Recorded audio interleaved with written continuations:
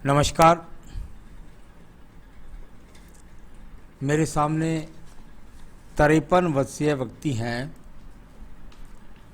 उनकी हस्तरेखा की क्या क्या गतिविधियां वर्तमान में हाथ में चल रही है, इनको यहाँ पर मैं आपको क्रम से बताने वाला हूँ।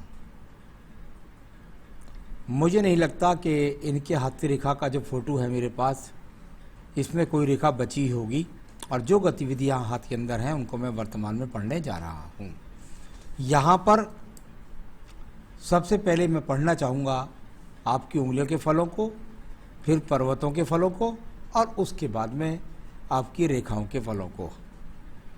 वर्तमान की स्थिति में सबसे पहले कनिष्ठा उंगली को पढ़ लेते हैं।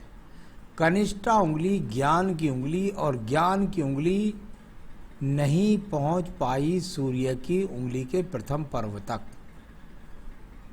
हस्तरेखा विज्ञान के अंदर, सामुद्रिक शास्त्र में, जब ये उंगली आपकी सूर्य की उंगली के प्रथम पर्व तक ना पहुंचे, ऐसे व्यक्तियों के जीवन में अप्स डाउन अवश्य आते हैं।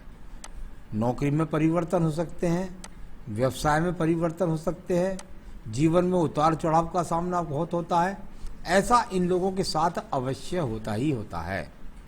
प्रथम पर्व यहाँ पर मानसिक मजबूत है, मन से आप मजबूत हैं। सेकंड पर्व यदि मैं आपका देखता हूँ तो ये यहाँ पर कुल मिलाकर भाषा में क्रोध कहीं भी नहीं नज़र आता। और तीसरा पर्व आपका यहाँ पर कनिष्ठ उंगली का, जो इस बात को दर्शाता है कि यहाँ पर जो धन के आगमन है उनके बहुत स्पीड, बहुत अच्छे धन के स्रोत नहीं कह सकता, लेकिन धन के स्रोत हैं। आइए बात करता हूँ मैं यहाँ पर आपकी उंगली की, और वो उंगली यहाँ पर यदि देखता हूँ तो सूर्य की उंगली की लंबाई जो नज़र आती है वो नज़र आती है बृहस्पति की, यानी कि आपकी तर्जनी उंगली की और इसकी बराबर। लेकिन सिंगल चित्र में देखता हूं तो आपकी उंगली छोटी बड़ी नजर आती हैं यहाँ पर। इसका मतलब कहीं ना कहीं आपके फोटो के कैमरे में या तो कमी है, क्योंकि हाथ तो एक ही आदमी का है। उधर तो दोनों हाथ नजर आती हैं और उधर नहीं, तो दोनों का फल ही मैं बोल देता हूं। यदि आपकी बृहस्पति की उंगली छोटी हो जाती है तो, और सूर्य की उंगली बड़ी रहती है, तो निश्चित रूप से व्यक्ति कदम कम कदम, यानी स्टेयर्स बाय स्टेयर्स अपनी जीवन में तरक्की करता है।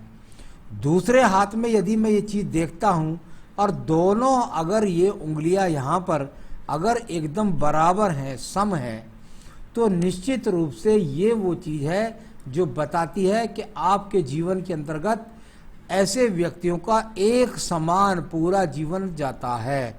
एक समान मतलब काफ़ी कुछ हद तक एक समान, यानी यदि मलिया गरीब है तो गरीब, मध्यम है तो मध्यम, या रईस है तो रईस, उस तरह का काफ़ी बड़ा पीरियड व्यक्ति के जीवन का जाता है। सूर्य की उंगली का कहीं भी अगर अलगाव नजर नहीं आता। माता पिता की बुढ़ापे तक सेवा करने के योग, साथ ही साथ यहाँ पर कोई बीपी का रोग नहीं प्रथम पर्व से, किसी प्रकार से राज्य सरकार का कोई सहयोग नजर नहीं आता। और तीसरा पर्व यानी कुल मिलाकर के संपन्न परिवार से पैदा हैं, अच्छी आर्थिक स्थिति लेकर पैदा हुए हैं। यहाँ पर बात करता हूँ शनि की उंगली के बारे में। शनि की उंगली आपके जीवन में बताएगी कि आप किस प्रकार से अपनी भावनाएं रखते हैं। नंबर एक बात, सबसे बड़ी बात है, सीधी उंगली है। शनि की ढैया, शनि की साढ़े साथी, बोलता नाम या जन्म नाम जो भी हो, उसमें आपके ऊपर प्रभावी नहीं होगी, उसमें आपको भारी लॉस का सामना नहीं करना पड़ेगा। यदि फर्स्ट पर्व देखता हूँ, किसी प्रकार का स्थायी रोग नहीं। सेकंड पर्व देखता हूं तो यहाँ पर निराशा का भाव है, यानी कि जब पर्वत इस प्रकार से सुप्त हो जाता है तो उस सुप्त प्रभाव के कारण धन के आवेग बनते नहीं हैं। यानी कि मेरे हिसाब से ये धन की अच्छी स्थिति का स्रोत नहीं है। अच्छी बात यह है कि धन कहीं डूब नहीं रहा है, कोई लेके धन आपका डूब नहीं रहा है, या कहीं भारी नुकसान नहीं हो रहा है। तीसरा पर्व है, उस पर मैंने दोनों हाथ में देखा तो मुझे यहाँ पर एक रेडिश चिन्ह नजर आया। यदि ये लाल रंग का है, यदि ये यहाँ पर लाल रंग का है बिंदु, तो इसका तो फायदा ये हो जाएगा कि भाई चलो आपको भारी नुकसान से ये बचा लेगा। लेकिन अगर ये ब्लैक रंग का है तो ये वो है जो कम से कम नौकरी, क्योंकि ये नौकरी का क्षेत्र है, भाग्य क्षेत्र है, उसके अंदर परिवर्तन कराएगा आपके जीवन में। यहाँ पर जो इस समय यदि ये बना है 2 साल के अंदर, तो निश्चित रूप से ये आपके जीवन के अंदर वो योग है जिसमें आपको नुकसान होगा। अगर ब्लैक चिन्ह है तो, लाल है तो लाभ होगा अचानक से। अब बात करता हूं मैं बृहस्पति की उंगली के बारे में। बृहस्पति की उंगली ज्ञान की उंगली, ज्ञान की उंगली का प्रथम पर्व ठीक है, यानी कि किसी प्रकार से कोई कोलेस्ट्रॉल शुगर जैसा रोग नहीं स्थायी रूप से। यहाँ पर सेकंड पर्व के देखता हूँ, हल्की हल्की स्क्रैचेस रेखाएं हैं, पति पत्नी के बीच में थोड़ा सा हल्के से संबंध खराब है। और कोई हाँ थर्ड पर्व की बात करता हूँ तो संतान का सुख सहयोग भी आपका सामान्य दिखाई पड़ता है। अब बात करते हैं हम आपके बुध पर्वत के बारे में। बुध का पर्वत और यहाँ पर वर्तमान की जो गतिविधि है वो कहीं से भी उजागर स्थिति नहीं है, पर्वत सम है, रेखाएं सब दबी हुई हैं। अब ये दबी हुई रेखाओं का मतलब क्या है? क्या ये ऊर्जित रेखा बनेंगी? यदि ये अच्छी तरीके से सीधी सीधी खड़ी हो जाए तो आपके जीवन में अच्छे धन के स्रोत को बनाएगी। अभी के हिसाब से देखता हूं तो संतुष्टि वाला धन यहाँ पर नजर नहीं आता। सूर्य पर्व पर के रेखा देखता हूं, कोई गतिविधि नजर नहीं आती, कोई विदेश से जुड़ने की गति नजर नहीं आती, किसी भी प्रकार से राज्य सरकार से कोई जुड़ने का लाभ लेने का संकेत नजर नहीं आता। या एक तरीके से कहें, अगर मैं लेफ्ट हैंड में थोड़ा सा देखूं तो यहाँ पर कुछ रेखा दिखाई देती है कि भाई आदमी कहीं से जॉब कर ले और कुछ लाभ प्राप्त कर ले। राइट हैंड में बहुत हल्की हो गई हैं, जो मैं वर्तमान की स्थिति में पढ़ता हूँ तो कोई भी दूर से जुड़ने का संयोग या राजनीति में जुड़ करके लाभ मिलने का संकेत नहीं है। अब बात करते हैं इसके बाद में हम आपकी सीधा पर्व, और वो है आपका धन का पर्व। अगर आप धन के पर्व को यहाँ देखने का प्रयास करेंगे तो लेफ्ट में तो बहुत अच्छा धन का पर्व दिखता है, लेकिन वर्तमान की स्थिति में धन का पर्व एकदम सुप्त है, यानी कि उसमें एक तरह से कहूँ तो वो ऊर्जित रेखा नहीं जो व्यक्ति को करोड़पति बनाती है, अरबपति बनाती है, कुछ बनाती है, वो यहाँ पर ऐसा कोई भी संकेत नहीं है। यानी कि धन के आगमन के मुझे बहुत ज़्यादा अच्छे योग कहीं भी अभी तक हाथ में पकड़ में नहीं आ रहे हैं। अब बात करता हूँ मैं बृहस्पति पर्व के बारे में। हम हमारे विज्ञान में कहते हैं कि भाई अगर आपके बृहस्पति पर्व पर कोई अच्छा चिन्ह मिल जाए तो आप जीवन में अच्छी गति को प्राप्त करेंगे। यानी अगर यहाँ पर एक्स का चिन्ह मिल जाए, अगर यहाँ पर स्टार का चिन्ह मिल जाए, अगर यहाँ पर वलय का चिन्ह मिल जाए, सूर्य चिन्ह मिल जाए, कुछ भी मिल जाए तो वो आपको प्रगति दिलाएगा। यहाँ पर मुझे बिल्कुल सपाट दिखाई पड़ता है। जब ऐसा बृहस्पति सपाट होता है, धन के आगमन भी तेज नहीं होते, अच्छा लग्जीरियस जीवन भी नहीं होता, संतान सुख का सहयोग भी बहुत सामान्य किस्म का रह जाता है, पत्नी सुख सहयोग का भी बहुत सामान्य रह जाता है। इस प्रकार के संकेत दिखाने वाला आपका बृहस्पति का पर्व है। यहाँ पर बात करता हूँ मैं आपकी हृदय रेखा के बारे में। हृदय रेखा को यदि आपको देखेंगे तो इससे भी कुछ रेखाएं यहाँ पर आगे तो जाकर के टूट कर चलने लगती है, और इसके आगे ये हल्की सी टूटती है, फिर चलती है, फिर टूटती है, फिर चलती है। यानी कुल मिलाकर के जब ये इस तरीके से यहाँ टूटने लगे और फिर बिगड़ने चले गए, फिर टूटने लगे, ये वो एज है जिस एज के अंदर आप मन से खुश नहीं हैं। ये उस समय की रेखाओं का गति यहाँ पर है। बड़े रोग की कोई बात नहीं करूँगा, लेकिन यहाँ मन में अशांति जरूर दिखाई पड़ती है। आइए बात करता हूँ मैं आपके निम्न मंगल पर्व के बारे में। निम्न मंगल पर्व कर्म रूपी रेखाएं, और कर्म रूपी रेखाओं को यहाँ पर देखता हूँ तो अच्छी है। यानी व्यक्ति काम तो करना चाहता है, व्यक्ति ऐसा नहीं है कि स्वप्न देखता है। अच्छी बात है, ये काट के आगे भी नहीं जा रही है। कुल मिलाकर एकाध रेखा गई तो बुद्धि रेखा में योजना के लिए एकाध रेखा ने जाने की कोशिश करी। सूर्य पर्व की तरफ देख के दूर जुड़ना चाहता हूँ, दूर प्रांत से जुड़ना चाहता हूँ, वहाँ से कुछ लाभ प्राप्त करना चाहता हूँ, ऐसी रेखाओं का संकेत है। कुल मिलाकर ये कर्म रेखाएं हैं जो आपके हाथ की गति को बताती है। यानी ये कर्म रेखा है जिनके द्वारा दिखाई देता है कि आप कर्म करना चाहते हैं और उसके लिए आप तैयार हैं। आइए बात करता हूं मैं आपकी रेखा की, और वो है आपकी बुद्धि रेखा। अगर आप देखेंगे तो बुद्धि रेखा की बिल्कुल शुरुआत में बुद्धि रेखा नहीं है। अब इसको किस प्रकार से बोला जा सकता है? जब जब आपकी बुद्धि रेखा थोड़ा सा गैप करके चलती है तो इसको गैप को इस प्रकार से बोलते हैं कि भाई व्यक्ति अपने जीवन में लगभग 20-21 वर्ष की आयु तक लोग उसे पहचानते भी नहीं थे। कहते थे भाई ये बहुत शार्प बुद्धि का नहीं है, ये अचानक से जो है कुछ ध्यान नहीं करता है, खेल कूद में लगा रहता है, ऐसे करता है वैसे करता है। यहाँ लेफ्ट हैंड में भी ये रेखा टूट करके चली है, एकदम अचानक से क्रोध करना, किसी बात पे बिगड़ जाना, ऐसे संकेत लेफ्ट हैंड में भी है। तो वो तो उस तरह का संकेत हुआ। वर्तमान की स्थिति में बुद्धि रेखा इस एज पर सही काम कर रही है, आप दुनिया को सही तरीके से समझते हैं, लेकिन इसका संबंध कहीं दूर पर्वत से नहीं बन रहा है, तो दूर स्थान से जुड़ने का योग ही नहीं दिखाई देता। अच्छी खासी बुद्धि रेखा मैं वर्तमान में इसको बोल सकता हूँ। अब बात करता हूँ मैं आपके द्वितीय मंगल पर्व के बारे में। द्वितीय मंगल पर्व, और यहाँ से एक रेखा ये निकलने का प्रयास करती है। यहाँ यदि इस रेखा को देखें तो ये छोटे छोटे से सारे दूसरे हाथ में लगते हैं। किसी मुकदमे का सामना या किसी जमीन का विवाद का सामना होने की संभावना दिखाई पड़ती है। तो ये इस तरीके से एक चिन्ह बना हुआ है, इस रेखा का इस प्रकार से फल बोला जाता है। नीचे का चंद्र पर्वत देखिएगा, चंद्र पर्वत कोई मानसिक डिप्रेशन नहीं है, किसी प्रकार पानी के डूबने का डर नहीं लगता है, कोई व्यक्ति आत्महत्या करने वाला नहीं है, मन से शांत है। केतु स्थान पर भी कोई ऐसी गति नहीं है कि कोई बहुत बड़ी पूजा पाठ अपने जीवन में करता हो, ऐसा भी कुछ नज़र नहीं आता है। कुल मिलाकर के किसी के प्रति बुरे भावना नहीं रखता है, माता की सेवा करता है, परिवार का ध्यान रखता है, किसी भी ऐब का शिकार नहीं है, कोई भी बुरा काम बुरा ऐब नहीं करता है। तो ये अच्छा संकेत चंद्र पर्वत पर है। बात करता हूँ इसके बाद में आपके यहाँ पर बुध रेखाओं के बारे में। बिल्कुल अस्त बुध रेखाएं, अस्त बुध रेखाएं जब हल्की हल्की ऐसे दिखाई दें तो व्यक्ति की नौकरी में कई बार परिवर्तन करवा देती है।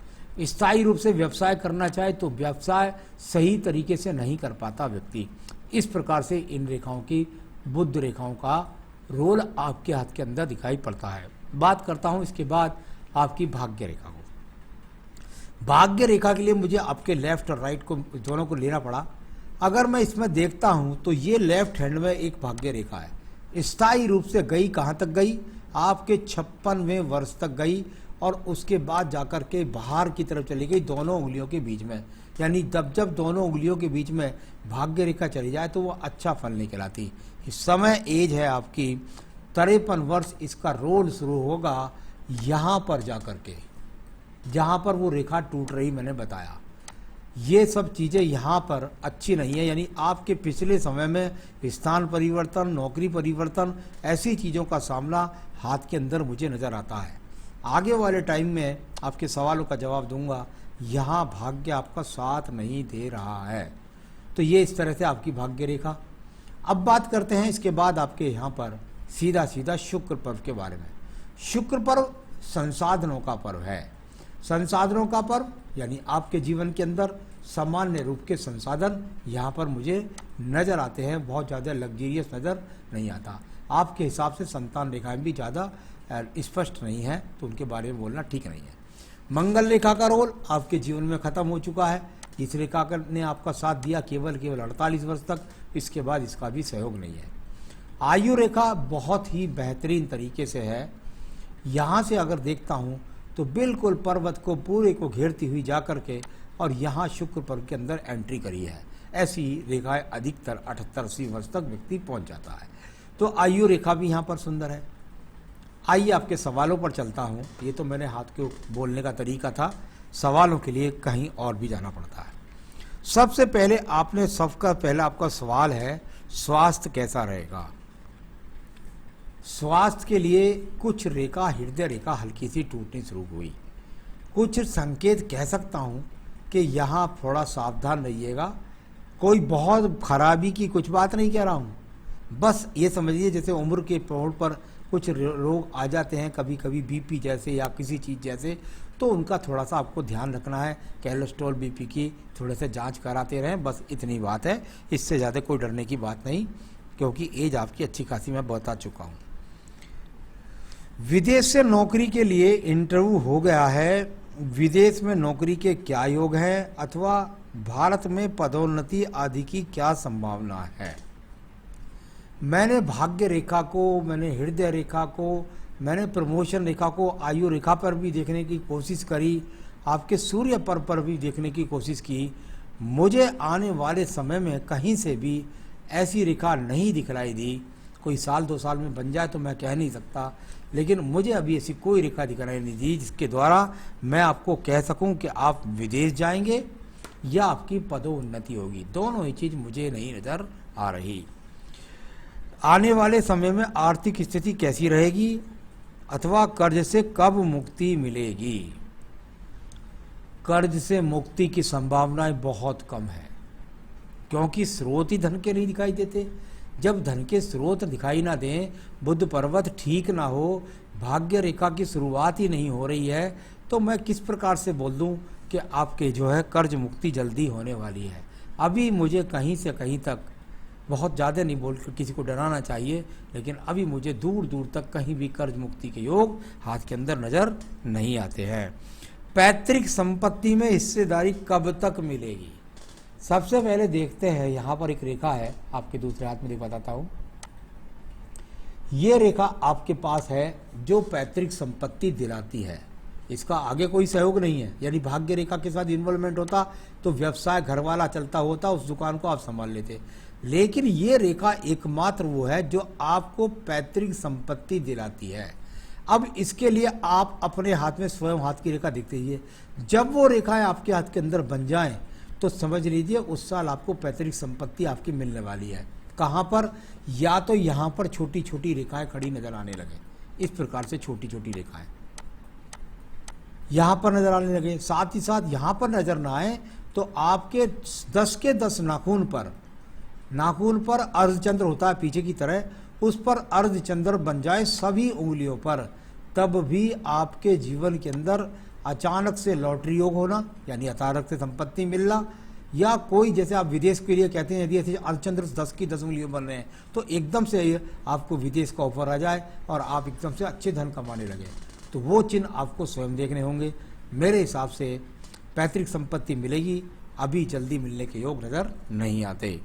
तो चलिए, ये सब मैंने आपको बताया, आपको धन जल्दी से मिले, आपको कर्ज मुक्ति हो, आप अपने जीवन में अच्छी सफलता को प्राप्त करें, इस सब के लिए आपको थोड़ी पूजा पाठ का सहारा लेना पड़ेगा। और उसके लिए मैं सबसे पहले कहूँगा आपको संकट नाशन गणेश स्रोत का पाठ करना चाहिए। संकट नाशन गणेश स्रोत का पाठ करना चाहिए, एक बात। दूसरा, आपको दारिद्र्य दहन स्रोत का पाठ करना चाहिए। दारिद्र्य दहन स्रोत, संकट नाशन गणेश स्रोत, दारिद्र्य दहन स्रोत, दोनों को पूजा में शामिल करिए। रत्न अगर आप पहनना चाहते हैं तो पन्ना और पुखराज आप पहन सकते हैं। इस उंगली में पन्ना पहन सकते हैं और इस उंगली में पुखराज, दोनों रत्न चाहे मुझसे मंगा सकते हैं, मैं आपके स्थान तक पहुंचा सकता हूं। पूजा पाठ और ये रत्न उपाय करना पड़ेगा अगर आप चाहते हैं अपने जीवन में अच्छी तरह से धन संपन्न होना। नमस्कार।